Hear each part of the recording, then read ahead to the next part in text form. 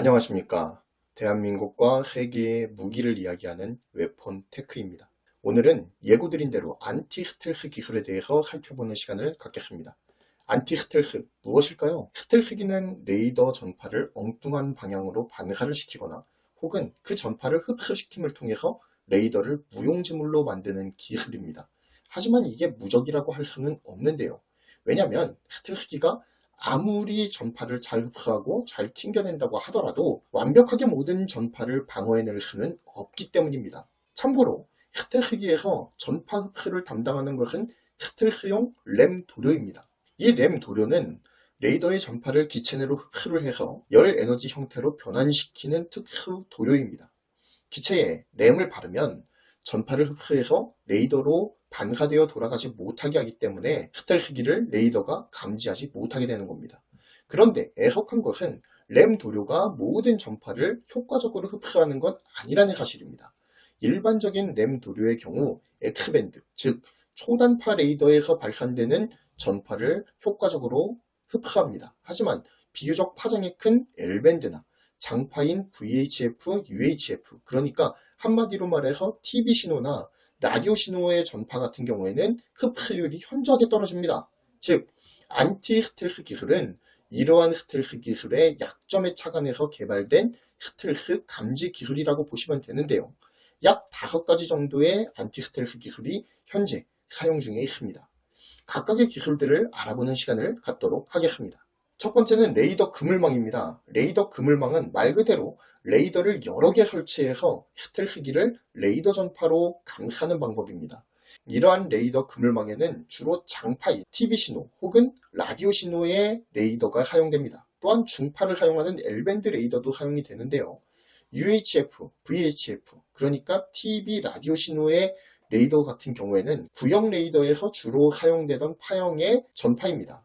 그래서 대강 적이 다가오는 방향을 대략적으로만 파악할 수가 있었어요.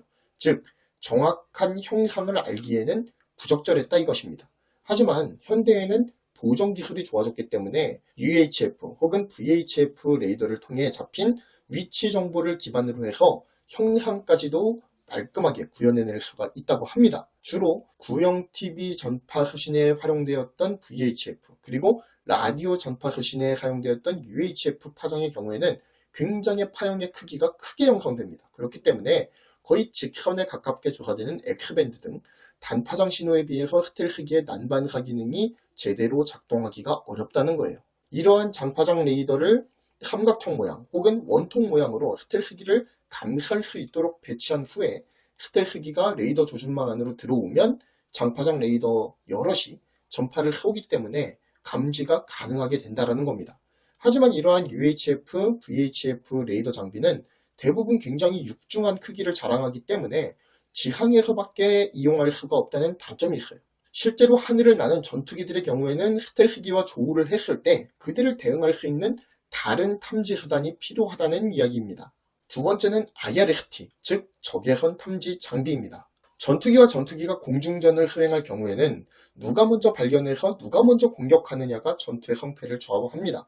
하지만 전투기의 눈에 해당되는 레이더는 크기나 전파 출력을 향상시키는 데에 제약이 커요. 무작정 레이더의 크기를 확장할 수도 없고 무작정 레이더의 출력을 크게 할 수도 없기 때문입니다. 지상의 장파장 레이더 그물망의 정보를 데이터 링크를 통해서 제공받을 수 있죠. 하지만 데이터를 제공받는 시간에 상대 스텔스기의 고출력 레이더에 먼저 노출되기 때문에 오히려 표적이 될 가능성이 더 크다는 겁니다. 그래서 전투기가 스텔스기를 탐지할 수 있는 도구가 필요합니다. 이를 위해서 개발된 기구가 바로 IRST예요. 이 IRST라고 불리는 적외선 탐지 장비는 이러한 필요에 의해서 개발이 되었다는 거죠. IRST는 전투기에서 방출되는 열을 추적해서 스텔스기를 탐지합니다. 전투기에서 조사되는 레이더 전파는 흡수 내지는 난반사되기 때문에 별 소용이 없어요. 하지만 스텔스기 내부에서 방출되는 열은 어떻게 하기가 어렵다는 거죠. 물론 열을 방출하는 여러 가지 기술들을 적용하기는 합니다. 하지만 완벽하게 열을 차단할 수는 없죠. IRST는 스텔스기의 엔진 등에서 방출되는 열과 적외선을 탐지해서 스텔스기를 탐지해내는 방식의 탐지 장치입니다.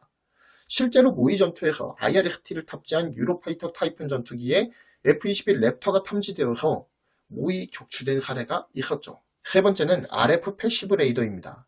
1999년 3월 코소보 사태 당시에 F117 나이트호크가 맹활약을 떨치고 있었습니다. 하지만 최초의 스텔스기인 F117이 격추된 사태가 당시에 일어났었습니다. 미국 F117 스텔스기를 격추한 것은 세르비아군입니다. 이들은 첩보를 통해 F117의 항로를 알아냅니다. 그리고 특이한 레이더를 길목에 설치하죠. 타마라라고 불리는 이 레이더가 바로 그 주인공인데요. 이 타마라라는 레이더는 전파를 쏴서 반사되어 돌아오는 전파를 통해 상대방을 탐지하는 일반 레이더와는 결이 다릅니다. 스텔스기가 작전 수행을 위해서 발산하는 교신 전파를 탐지해서 스텔스기의 위치를 탐지하는 겁니다. 제 아무리 스텔스기라도 작전을 위해서는 다른 기체와의 불가피한 통신을 사용할 수밖에 없죠. 타마라와 같은 RF 패시브 레이더들은 이러한 전파를 탐지해서 스텔스기의 거리, 위치, 속도 등을 알아낼 수가 있습니다. 따라서 미국에서는 이러한 RF 패시브에 탑재되지 않고 아군과의 교신이 가능한 기술을 개발 중이라는 소문이 있죠. 네 번째는 바이오 멀티 스태틱 레이더입니다. 바이오 멀티 스태틱 레이더는 레이더 그물망과 비슷한 방식이라고 보시면 되는데요. 다만 레이더 그물망이 장파장의 레이더를 여러 개 설치를 해서 스텔스기의 형상을 구현하는 방식이라면 이 바이오 멀티 스태틱의 경우에는 소수의 레이더를 설치를 하고 레이더 수신기를 삼각구도 내지는 원형으로 배치를 해서 스텔스기에서 난반사돼서 흩어진 전파를 다수의 레이더 수신기에서 취합을 합니다. 그리고 또한 삼각 함수를 활용해서 스텔스기의 형상, 위치, 거리, 속도 등을 파악할 수가 있다는 거죠. 즉 전파를 여러 곳에서 쏘느냐 아니면 난반사된 전파를 받을 수 있는 수신기를 다수 설치하느냐의 차이로 보시면 될 것 같습니다. 다섯 번째는 양자 레이더입니다. 양자 레이더의 경우 요즘 각광을 받고 있는 항스텔스 기술 중 하나인데요. 2016년 9월에 중국이 양자 레이더를 실제로 개발했다라는 소식이 전해지면서 세간의 관심을 끌은 바가 있습니다. 양자 레이더는 레이더의 양자역학 개념을 접목한 겁니다. 이 양자역학적으로 볼 때 하나의 빛 줄기에는 서로 간섭을 일으키는 서로 다른 두 개의 빛줄기가 포함되어 있다고 합니다. 그런데 이것을 양자 조명을 통해 탐지기와 표적에 서로 다른 빛줄기를 보내서 기존 레이더에 잡히지 않는 표적의 움직임을 추적하는 원리가 있다고 합니다. 아이러니하게도 양자 레이더의 기본 개념은 미국 MIT에서 먼저 개발이 됐다고 합니다. 그런데 세계 최초 타이틀은 중국이 가져갔다고 하네요. 중국. 뭔가 느낌이 쎄하죠? 오늘은 스텔스 공격 무기에 대항하기 위한 안티 스텔스 기술에 대해서 알아보았습니다. 다소 어려운 개념들이 있지만 최대한 알기 쉽게 알려드리기 위해서 노력을 했는데요. 어떠셨을지 모르겠습니다. 많은 도움이 되셨길 바라고요. 이상 웨폰 테크였습니다. 본 정보가 유용하셨다면 구독, 좋아요, 알림 설정 부탁드립니다. 감사합니다.